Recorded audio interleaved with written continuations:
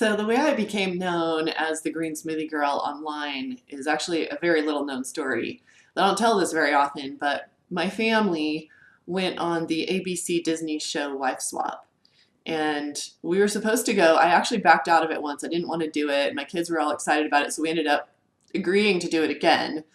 But the first family that we were supposed to go with, turns out they were carnies in West Virginia, and they drove all over in a fifth wheel, and their kids ran around the carnival eating funnel cakes.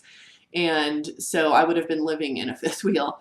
So maybe it was like, divine intervention that I didn't do that one. But the family I went to swap lives with was in Albuquerque, New Mexico, and they owned a skate shop for mostly Native American kids. And the show's kind of scripted that one is sort of this overachieving, overeducated, overstructured mom versus the opposite of that.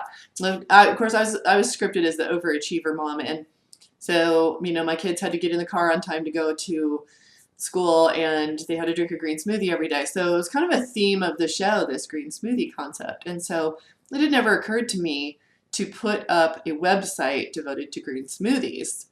But this was in 2007. And at the time, there were 50 searches a month on the term green smoothie. Nobody had ever heard of it. Nobody was doing this. And it is just like a lot of things in life. It became something I never could have dreamed up. Life has a way of delivering you things that's like truth is stranger than fiction. And I've been blessed to be part of a movement that now has millions of searches. And Victoria Batinko and I released the first books ever published on green smoothies on the same day. And lots of people have written books about green smoothies since, and they've become sort of a household name in the last 8 years since I put that site up. But GreenSmoothieGirl.com was a URL I thought of in 2 seconds.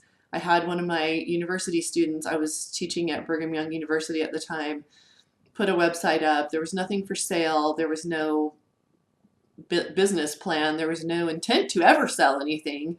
But it went very viral very quickly. And people were asking me a lot of questions. And then I would be invited to speak, and I would go, and there would be standing room only. And what I learned is that people want to eat right and they don't know how.